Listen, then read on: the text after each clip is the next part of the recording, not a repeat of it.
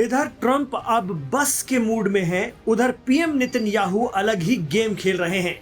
जी हां, एक रिपोर्ट के जरिए ये बात मंजरे आम पर आ गई है कि नेतन्याहू ईरान से जंग लड़ने पर इस कदर आमादा हुए जाते हैं कि ट्रंप से भी उलझ गए। आप सोच रहे होंगे कि अमेरिका और इसराइल तो यारों के यार हैं, उस पर से ट्रंप और नेतन्याहू की दोस्ती तो मशहूर है। जब से ट्रंप अमेरिका की सत्ता में आए हैं तब से नेतन्याहू मिडिल ईस्ट में और आक्रामक है। लेकिन कहते हैं कि दोस्ती दिल से ना हो और सिर्फ फायदे के लिए हो तो दरार पड़ ही जाती है। अब यही खबर सामने आ रही है। ईरान पर हमले को लेकर दोनों लीडर भिड़ गए हैं। दोनों के बीच हॉट टॉक की खबर है। ईरान के साथ अमेरिका न्यूक्लियर समझौता करके निकल जाना चाहता है, लेकिन इसी बात पर फोन पर ट्रंप और नेतन्याहू में बहस हो गई है। दोनों ने एक दूसरे को जमकर सुनाया है। मीडिया रिपोर्ट कहती है कि ट्रंप ने नेतन्याहू को ईरान से जंग आगे न बढ़ाने के लिए फोन किया था, जिस पर नेतन्याहू बुरी तरह भड़क गए। दोनों नेताओं के बीच 30 मिनट से ज्यादा देर तक बात चली थी। ये खबर अमेरिकी मीडिया एक्सियोस के हवाले से बताई जा रही है, जिसके मुताबिक इसराइल के पीएम नेतन्याहू कह रहे हैं कि ईरान पर भरोसा नहीं किया जा सकता।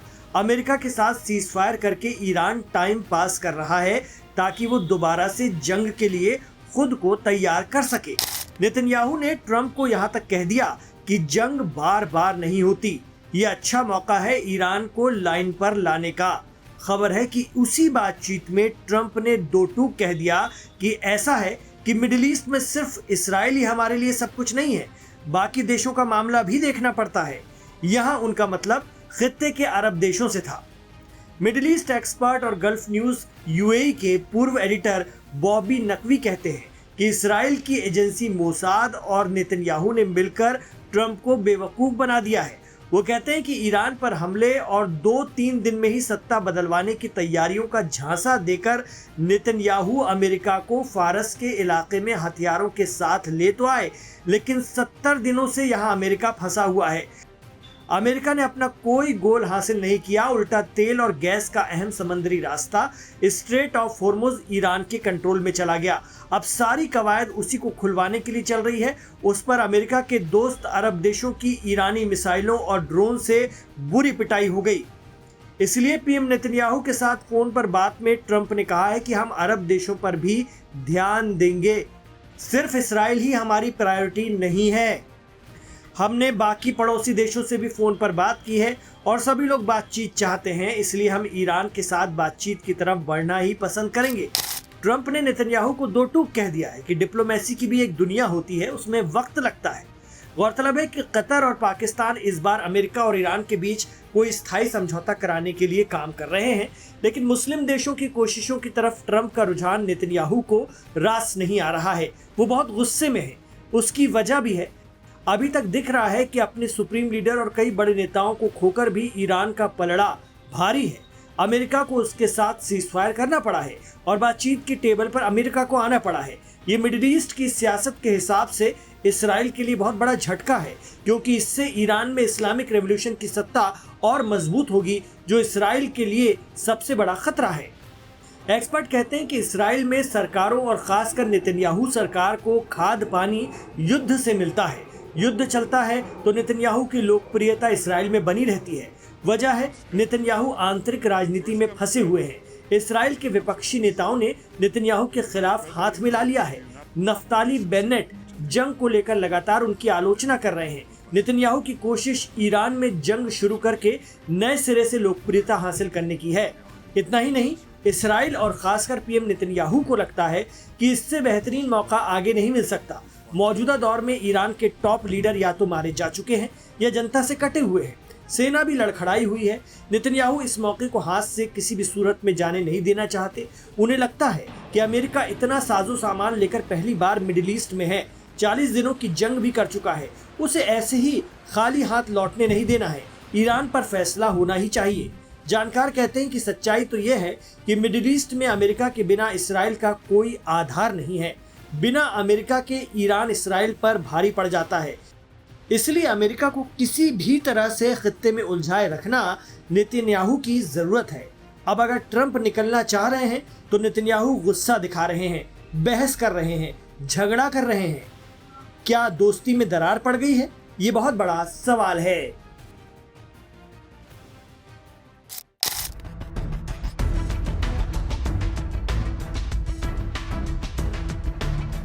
ईरान, अमेरिका, हुर्मुज, बाल अल मंदेब और अब धमाके, ड्रोन, गुप्त ऑपरेशन और खुली धमकियां। सवाल यह है कि क्या मिडिल ईस्ट अब सिर्फ जंग के मुहाने पर नहीं, बल्कि एक ऐसे दौर में पहुंच चुका है जहां दुनिया के सबसे अहम समुद्री रास्ते युद्ध के हथियार बन रहे हैं। क्या अमेरिका और ईरान के बीच सीजफायर सिर्फ कागजों पर बचा है? और क्या ट्रंप ने आखिरी वक्त पर हमला इसलिए रोका क्योंकि ईरान अब पहले वाला ईरान नहीं रहा? आज की इस रिपोर्ट में खुलासा करेंगे उन दावों का जिन्होंने खाड़ी क्षेत्र में नया डर पैदा कर दिया। सबसे पहले ईरान के अंदर कथित आतंकी साजिश की बात। ईरानी खुफिया मंत्रालय ने दावा किया कि सिस्तान बालूचिस्तान प्रांत में 4 अलग अलग आतंकी मॉड्यूल को ध्वस्त किया गया। 19 संदिग्ध गिरफ्तार किए गए और दावा किया गया कि उनके पास भारी हथियार मौजूद थे, जिनमें RPG-7 रॉकेट लॉन्चर, DSH के मशीन गन, एक अमेरी M4 असॉल्ट राइफल और हजारों राउंड गोला बारूद शामिल था।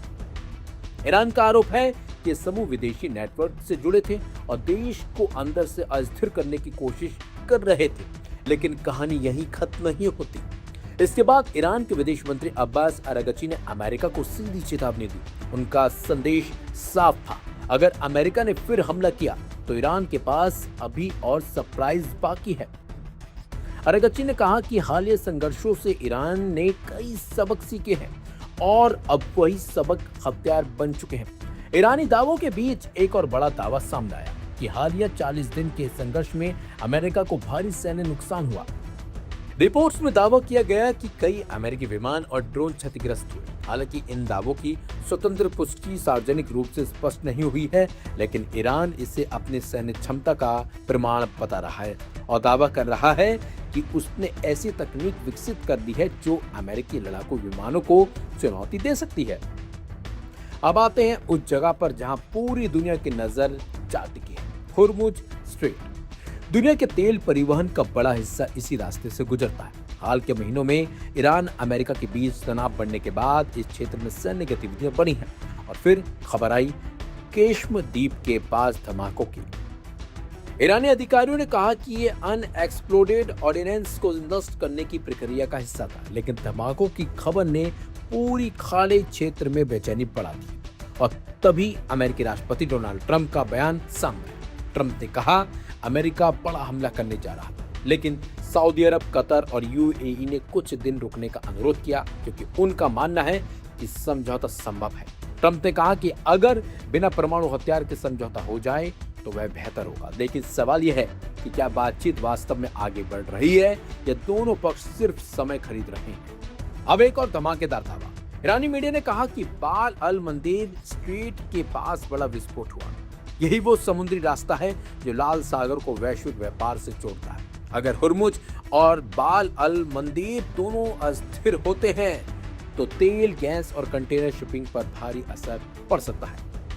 वैश्विक बाजार पहले से संवेदनशील है। ईरानी मीडिया ने भी यह दावा किया है कि उसकी नौसेना क्षेत्र में हाई अलर्ट पर है और कई जहाजों की आवाजाही की निगरानी में है। उधर पश्चिमी एशिया की ओर से कई दावों पर चुप्पी या अलग रुख देखा गया, जिससे सूचनाओं की लड़ाई और तेज हो गई है। अब सबसे बड़ा सवाल, क्या खाड़ी क्षेत्र में अगला संघर्ष सिर्फ मिसाइलों का नहीं बल्कि समुद्री रास्तों, ऊर्जा आपूर्ति और आर्थिक दबाव का होगा? क्योंकि अगर हुर्मुज और बाल अल मंदेब जैसे चेक पॉइंट अस्थिर होते हैं तो असर सिर्फ मिडिल ईस्ट पर नहीं बल्कि दुनिया भर के ईंधन दाम, सप्लाई चेन और बाजारों पर पड़ सकता है। फिलहाल तनाव कायम है, धमकियां जारी हैं और दुनिया इंतजार कर रही है क्या अगला कदम बातचीत का होगा या फिर एक और बड़ा टकराव।